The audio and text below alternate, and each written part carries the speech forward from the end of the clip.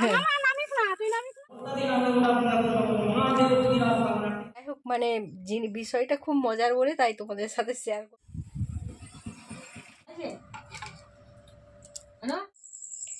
এই দেখো বন্ধুরা,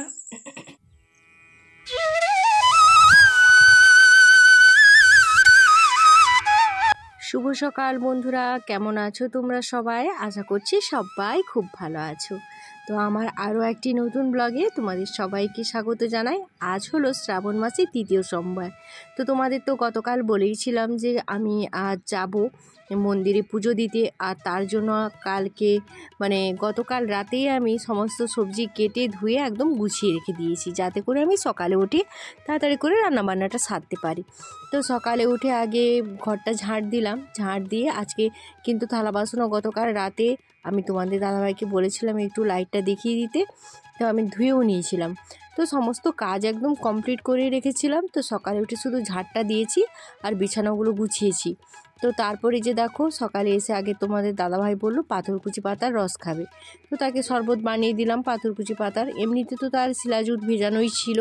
তারপর আমাকে আবার বলছে যে চা করে দাও। মানে কি অবস্থা ভাবো, মানে শরবতও খাবে, চাও খাবে, সব খাবে। তো এই জন্য আমি একটু রেগেও গেছিলাম তোমাদের দাদা ভাইয়ের উপর, কারণ আমার আজকে একটু তাড়া আছে। মানে তার মধ্য থেকে যদি এরকম সব মানে কথাবার্তা বলে তাহলে কেমন একটা হয় না। তো আমি ভাবছিলাম যে তাড়াতাড়ি করে রান্নাটা বসাবো। তো শরবত করে চা দিয়ে তারপরে যে দেখো বাসি কাপড়টাও আমি চেঞ্জ করে নিলাম। তো আমি এখন স্নান করিনি, স্নান করব, দেরি আছে। তো আগে ভাবলাম যে আগে শাড়িটা চেঞ্জ করে আগে রান্নাটা করে নিই, নাহলে স্নান করে রান্না করলে সেই আবার সেই রান্না করা গায়ে আর মানে মন্দিরে যেতে ইচ্ছে করবে না, জানো তো। তার জন্যই ভাবলাম যে না, আগে জামা কাপড়টা চেঞ্জ করে নিয়ে আগে রান্নাটা করে নিই, তারপর স্নান করব। তো এখন এই যে আতপ চালের, আজকে তো তোমাদের তো গতকাল বলেইছিলাম যে খিচুড়ি করব। তো তার জন্য এই যে দেখো মানে আতপ চাল কিছু আমি পরিষ্কার করে নিচ্ছি। আতপ চালগুলোতে না অনেক ছোট ছোট তুষ আছে, তো সেই জন্য সেগুলোকে পরিষ্কার করে আমি ওইদিকে ভাতটা বসিয়ে দিলাম, মানে চালটা সেদ্ধ করতে বসিয়ে দিলাম। আর এইদিকে মুগ ডালটাকে আমি ভাজতে বসিয়ে দিলাম।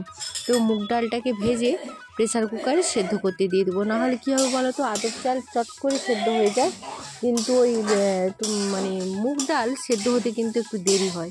তো তার জন্য ভাবলাম যে ওটাকে প্রেসার কুকারে আলাদা করে সেদ্ধ করে নিলে সেদ্ধটা ভালো হবে।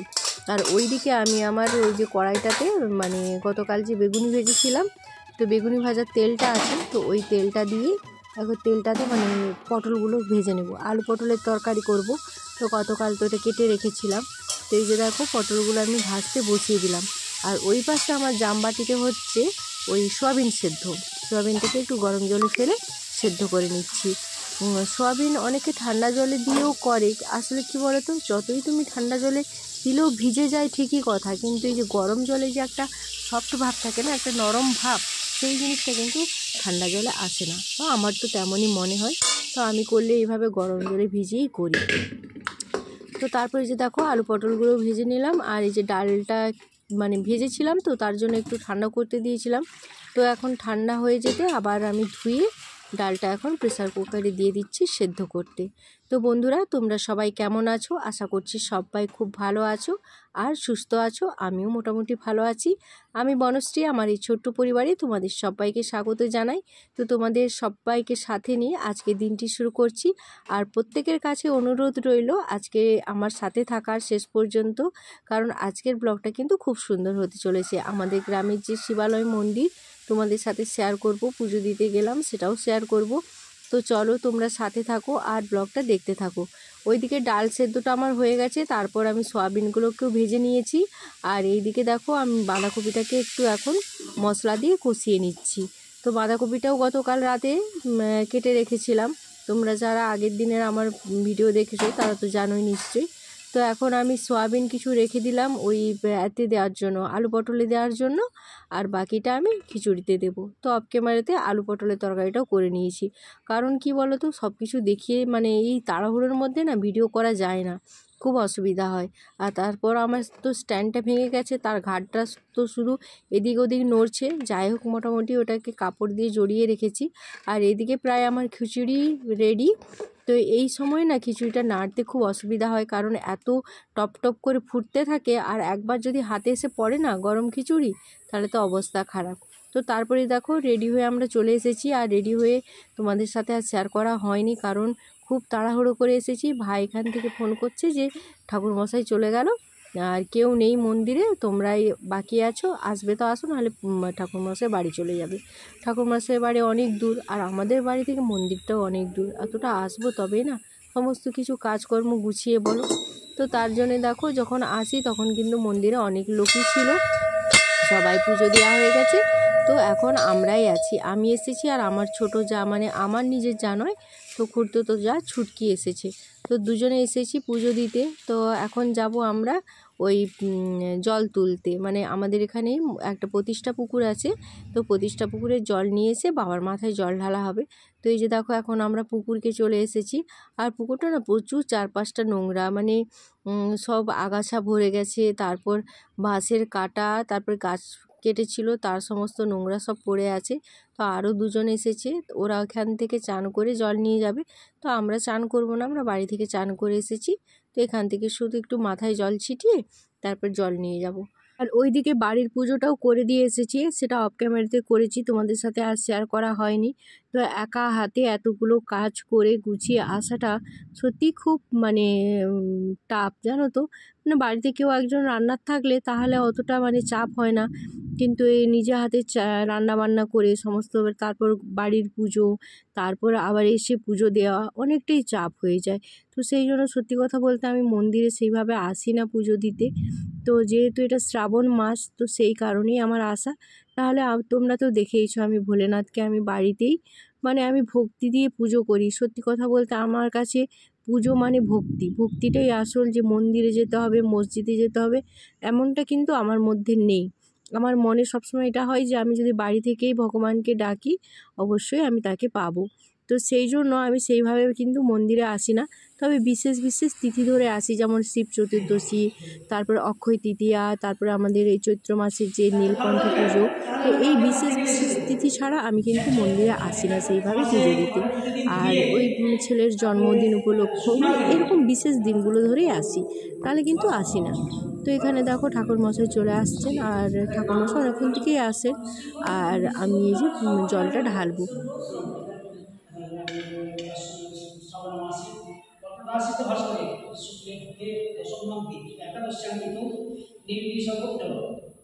বন্দনা ঘোষণা প্রত্যেকদিন আমরা মহাদেব দিনাম কামনাটি তো সনাতন গাইছে তরুণাদি নৈবিদ্যায় অর্চনাদি কর্ম কুর্মি অবশিষ্টি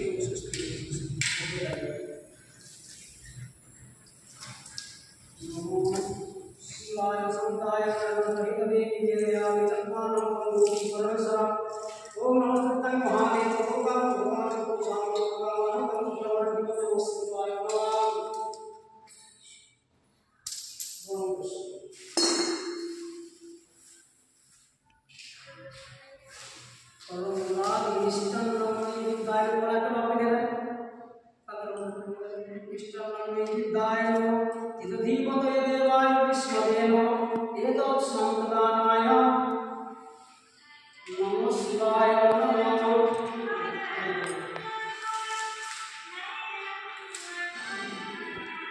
টিপবো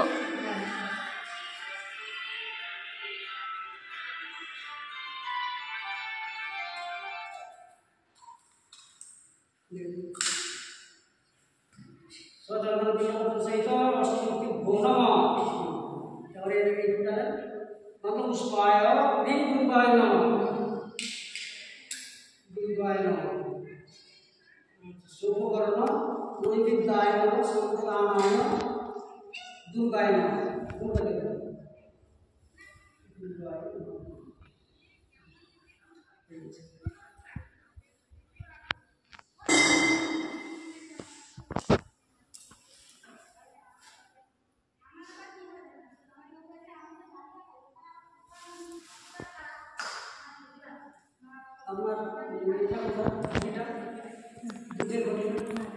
ওইখানে ভেতরে পুজো দিয়ে তারপর আমরা চলে এসেছিলাম এইখানে, মানে এখানে হরি ঠাকুর আছে এইখানটাতে।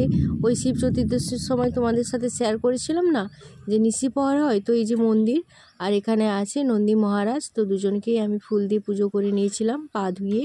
তো নন্দী মহারাজকেও পা ধুয়ে পুজো করে তারপর আমি তার কানে কানে মনস্কামনা জানিয়ে দিলাম। তো নন্দী মহারাজের কানে কানে মনস্কামনা জানালে না খুব ভালো, সেই মনস্কামনা কিন্তু পূর্ণ হয়। তো এইদিকে দেখো তারপর চলে এলাম, এই যে শিবলিঙ্গটা দেখছো এটা হলো আমাদের মানে প্রথম যে মন্দিরের শিবলিঙ্গ। তো এগুলো সব পুরনো শিবলিঙ্গ, তো এগুলোতেও আমি পুজো করে নিলাম। তো তারপর চলে এলাম হনুমানজির মন্দির। তো আমাদের শিব মন্দিরের পাশেই আছে হনুমানজির মন্দির। তো মন্দিরে এসে হনুমানজিকেও একটু পুজো করে নিলাম। তো তারপর আমি আর ছুটকি এসেছি। তো ছুটকি একটু ক্যামেরা ধরে দিচ্ছিল, তো ওকে বলেছিলাম যে আমার একটু ক্যামেরাটা ধরে দাও। তো ও ধরে দিচ্ছিল, তো তাই একটু করে ভিডিও করে তোমাদের সাথে শেয়ার করতে পারলাম। তো তারপর সোজা চলে এসেছিলাম বাড়ি। আর বাড়িতে এসে এই যে সবাইকে এখন খেতে দিয়ে দিচ্ছি। তো খিচুড়ি তো আর আলু পটলের কষা করে দিয়ে গেছিলাম, ভেবেছিলাম এসে একটু পাঁপড় ভাজা করব, কিন্তু সত্যি কথা বলতে জানো তো বন্ধুরা, এখন আর শরীর সাথ দিচ্ছে না। তো সেই জন্য ভাবলাম যে থাক আর কিচ্ছু করব না, ওই আলু পটলের কষা দিয়েই সবাই খেয়ে নেবে। তো আলু পটলের কষা দিয়ে খিচুড়িটা খেলাম। তো দেখো বন্ধুরা, পুজো দিয়ে এসে খাওয়া দাওয়া করলাম। আর যে তাড়াহুড়ো করে পুজো দিতে গেলাম, বাবারে বাবারে ছুটে ছুটে। তো ওই জন্য মন্দিরে সত্যি কথা বলতে পুজো দিতে যেতে ইচ্ছে করে না, কারণ এতটা দূর, আমাদের বাড়ি থেকে দূরও অনেকটা, আর কাউকে বলে ছেড়ে দিয়েও আসবে না। তো হেঁটে হেঁটে গেছি। আমাদেরকে ভাই ফোন করে বললো যে ঠাকুরমশাই চলে যাবে, তোমরা আসো, আর তোমাদের জন্যই ঠাকুরমশাই অপেক্ষা করছে। তো এমন অবস্থা, মানে এমন তাড়াহুড়ো করে গেছি, পায়ে আমার আলতা অর্ধেকটা পরেছি, এই যে দেখো অর্ধেকটা পরেছি আর অর্ধেকটা থেকে গেছে। পাটা দেখাচ্ছি, দেখানো উচিত নয়। তো যাই হোক, মানে বিষয়টা খুব মজার বলে তাই তোমাদের সাথে শেয়ার করলাম। মানে এতটা তাড়াহুড়ো করে গেছি, অর্ধেকটা মানে আলতা পরা হয়েছে, অর্ধেকটা পরা হয়নি। তো এরকমভাবে গেছি। তো যাই হোক, পুজো ভালোভাবে দেওয়া হলো। তো পুজো দিয়ে এসে রান্নাটা করে গিয়েছিলাম বলে অনেকটা মানে মানে হালকা, মানে চাপটা অনেকটা কম ছিল।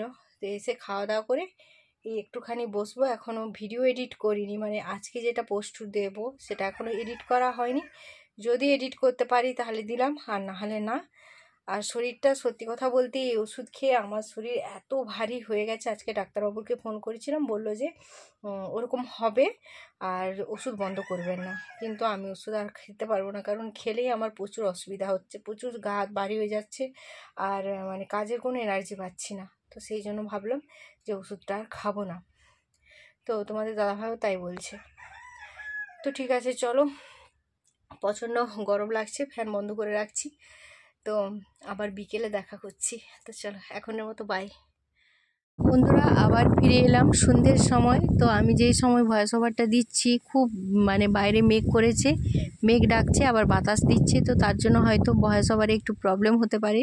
তো যাই হোক, তোমরা একটু মানিয়ে নিও। আমার কি করব বড়, সময়ের অভাবে আমি সময় মতো ভিডিও ভয়েস ওভারও দিতে পারি না, মানে যখন সময় হয় তখন করি। এখন বিকেলে আমি ভয়েস ওভারটা দিচ্ছি। তো ভয়েস ওভার দিয়ে আপলোড করে যখন মানে ভিডিওটা পোস্ট করব, জানি না কখন হবে। তো তারপরে এই যে দেখো, সন্ধেবেলা একটু মুড়ি মাখালাম। তো শসা, চানাচুর, ছোলা আর নারকেল, আমতেল সমস্ত কিছু দিয়ে, আর কাঁচা লঙ্কা নিরামিষ, আর একটু আদা কুচি দিয়েছি। তো এই দিয়ে এখন আমি মুড়িটা মাখাচ্ছি। তো মুড়ি খাবো, তোমাদের দাদাভাইকে দেবো আর আমি খাবো। তবে জানো তো, আগে আমরা জানতাম না, তো এক পাতেই খেতাম দুজনে। তো তারপর আমার ঠাকুমা তখন বেঁচে ছিলেন। তো ঠাকুমা দেখে বলল যে স্বামী স্ত্রী কখনোই এক পাতে খাওয়া উচিত নয়। খনার বচনে সেটাই লেখা আছে। আর খনার বচন কিন্তু একদমই মিথ্যে নয়, সেটা আমি অন্তত বিশ্বাস করি। কারণ অনেক কিছু বিষয় যেটা আমার জীবনের সাথে ঘটেছে খনার বচনে লেখা ছিল। তো সেই জন্য আমি কিন্তু খনার বচনটা খুব মানি। তো আমি কুসংস্কার মানি না, কিন্তু যেগুলো শাস্ত্র অনুযায়ী যে সমস্ত কথা, সেগুলো কিন্তু আমি খুব বিশ্বাস করি। তো চলো, এই যে মুড়ি দিলাম তোমাদের দাদাভাইকে, আর নিজেও নিয়ে নিলাম। আর আজকের মতো ভিডিওটা এখানেই শেষ করলাম। তো চলো আজকের মতো টাটা, বাই বাই, সবাই ভালো থেকো।